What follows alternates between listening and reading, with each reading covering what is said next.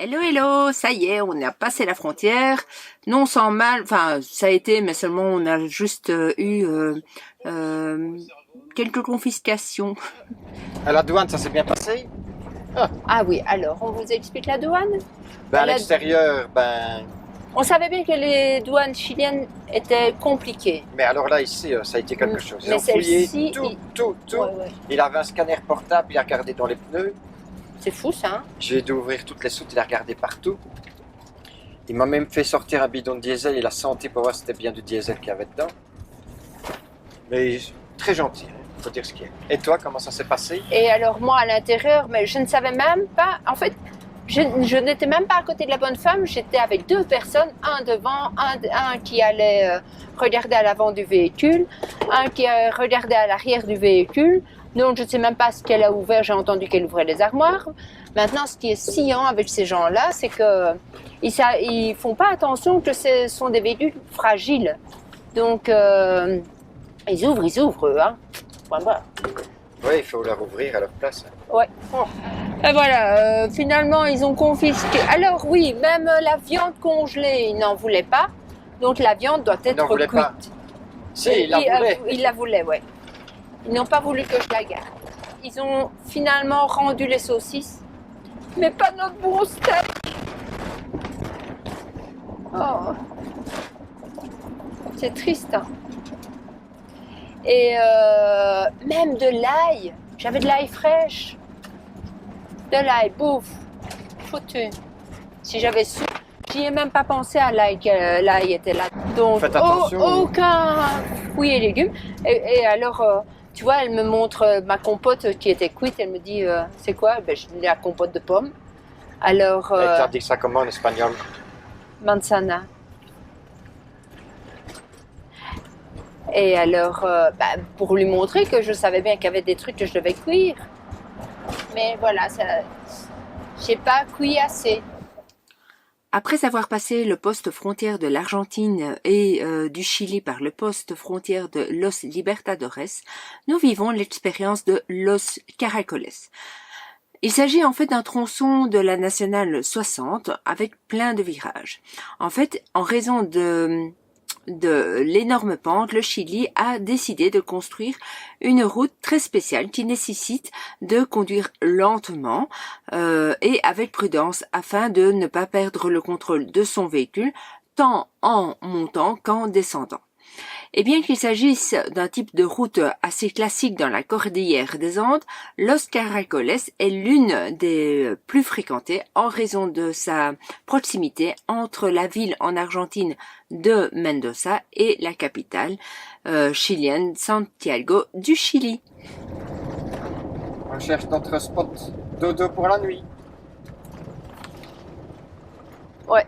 La journée est faite, j'ai été marcher, chouchou, à pieuter, à glander, à rien faire. Et j'ai regardé mon Grand Prix. J'ai regardé pour commander une Tashka. Ah, J'ai regardé pour commander tu veux faire des achats. or. Et lui, il est arrêté définitivement là. Je sais pas. C'est dingue, hein? Surtout de la façon qu'il est arrêté, quoi. Il filme quelque chose, il regarde quelque chose. Il y a quelque part, il est dans sa voiture. Oui, il est dans sa voiture. Non, je sais pas. Il n'y a personne. Il y arrive. Et t'as les randonnées. Mais il aurait pu la mettre là quand même, non? Mais il y avait peut-être d'autres véhicules avant. Hein. Ah! Et Oh! il y a un passage de gay.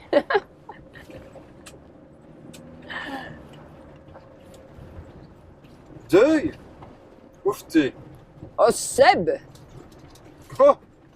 Putain, il a bien penché son camping-car, hein? Oui. Ça me fait peur quand je vois comment il s'est comporté. Ça va, on est passé. On s'est pas retourné. Enfin, il aurait été dans la boîte, hein? J'aurais fait des vues là. Mais je m'aurais pas souhaité de se retourner. Oh non, purée, non. Bon, on va aller au bord de la rivière. Moi, je croyais qu'on avait déjà trouvé le spot, mais maintenant, il faut trouver, À mon avis, c'est là-bas où il y a la avoir voiture. un... Tu vois? Il y a une voiture quelque part. Ben là-bas, tout au bout, il y a un pick-up. Ah ouais, c'est tellement Ah, loin, mais c'est je là. le voyais pas. Ouais. Voilà, ce sera ici. Il y a un chien, mais à mon avis, il va partir avec. Il y a intérêt.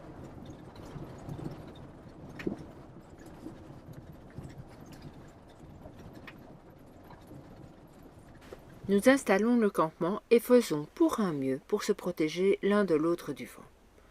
Au petit matin, comme convenu, Chouchou a préparé des On va aller crêpes. réveiller les marmottes. Oui, ça fait 1 heure et demie que Chouchou Cuisine. cuisine. Il a fait les crêpes et ça dort. Et ça dort. Ça te dire des fainéants, hein? Ben, il est 9h30. Et si, elle a dit quelle heure entre 8h et 8h30 qu'il se levait. Ben oui, c'est dingue, hein? Ah, ça bouge. Ça bouge? Il y a du mouvement.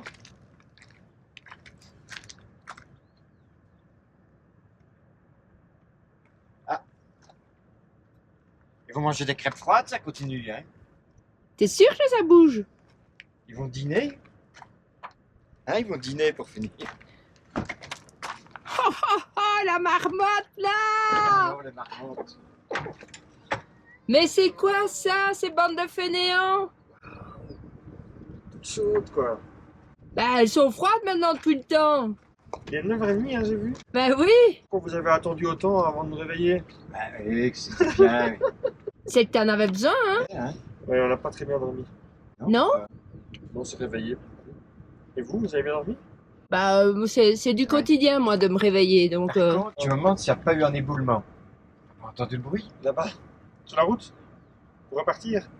Je ne sais pas où, j'ai entendu comme un bruit de tonnerre, mais qui a duré une vingtaine de secondes. Un peu comme ça, on peut rester 2-3 jours. On a 2 jours devant nous, non? Je sais pas, il y a peut-être un éboulement quelque part. On pourra pelleter, quoi. Ah, t'as peut-être pas le cas réparé. Dans la journée, on décide d'emmener Harry pour voir de plus près le glacier du parc Andino Juncal. Juncal, je sais pas comment est-ce qu'on prononce. Alors les zones humides de ce parc constituent un objectif de conservation en raison de l'importance vitale en tant que source de vie pour la faune et la flore. Bon, à vrai dire, on n'a pas été très équitable en prenant Harry avec nous parce que je dois dire que ça montait tout le temps. Lui était bien sûr en vélo normal. Maintenant, il est dans la force de l'âge et plein de puissance. Enfin, c'était plein de vie en tous les cas.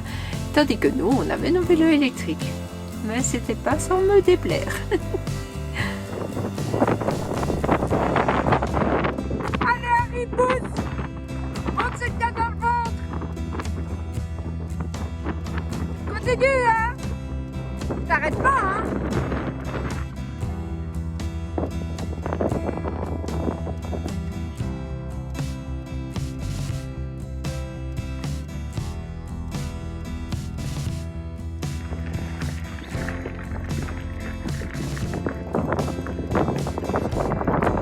Harry a un peu de mal, mais il n'abandonne pas.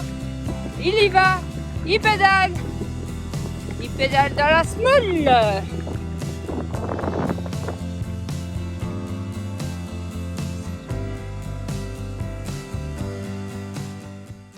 De retour au campement, Chouchou va voir de plus près cette énorme cascade avant de s'amuser avec le cerf-volant de Harry. T'as quand même une maîtrise à avoir, tu vois.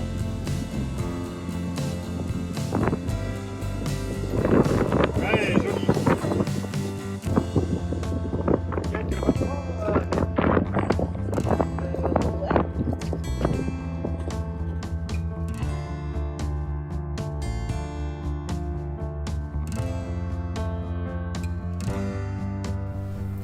En fin de journée, nos amis et compatriotes rochefortois nous ont rejoints et sont étonnés qu'on soit venu juste là pour s'installer en raison de la route. Alors là, on comprend pas trop leurs interrogations mais très vite, lorsque par contre on a repris la route pour continuer la descente du Chili, on voit un petit peu mieux ce qu'ils voulaient dire et pourquoi ils s'interrogeaient et quel était leur questionnement. Allez, je vous montre tout ça.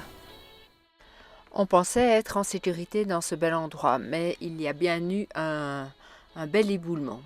En fait, on réalise que le bruit que Chouchou avait entendu une nuit, c'était ça. Et on comprend mieux aussi la tête de Cathy et Paul qui sont arrivés après cet éboulement.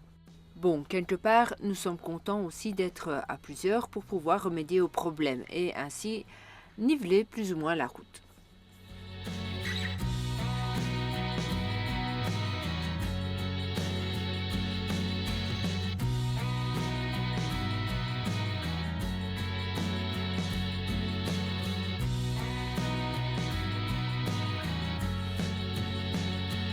Je me dévoue pour passer en premier, en y allant calmement pour ne pas recreuser la route et saboter tout le travail qu'on a fait.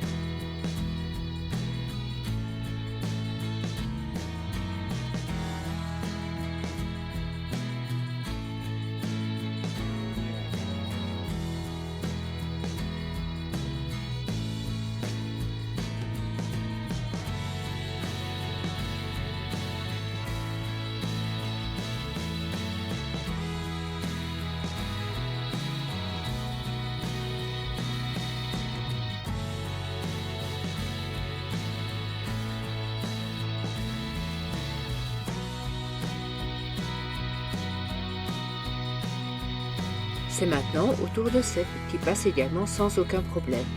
Mais il ne traîne pas, hein. Il y va. Hop, hop, hop. Ouais, ça passe. C'est beau. Et enfin, au tour de Paul et Cathy. Ouais, c'est trop facile pour... Salut tout le monde. Enfin, re-salut pour moi. Oui, coucou tout le monde. Donc voilà, comme vous avez pu le voir, on a dû reboucher une grosse crevasse qui s'était formée due à la fonte des neiges et l'eau qui avait coulé. Et il y a un endroit, c'était vraiment profond, on a dû mettre beaucoup de grosses pierres. Vu comme ça sur la vidéo, ça n'a pas l'air impressionnant, mais ça l'était quand même. Quand on est passé après avoir rebouché tout, ben ça a l'air facile. Ben c'était quand même un petit peu stressant parce que c'était pas top. Voilà. Et en fait, c'est toujours plus stressant et une autre vision quand on est à l'intérieur. D'ailleurs, on a eu d'autres expériences par la suite. C'est franchement plus stressant quand on est à l'intérieur. Et alors aussi, par rapport à cet obstacle-là, souvenez-vous, quand on est passé la première fois, on a dit que Seb allait dans tous les sens. Et c'était la même crevasse. Oui, sauf qu'elle était pire et s'était empirée au retour. Voilà, exactement. D'ailleurs, les Belges avec leur pick-up, ils se sont dit, c'est pas possible que vous soyez passé là. Oui, parce que à mon avis, entre-temps, et c'est comme tu l'avais entendu, tu avais bien entendu un grondement. Ouais, je sais pas ce qui s'est passé, enfin. C'est peut-être bien ça. Voilà. Enfin voilà, on est quand même passé. Oui.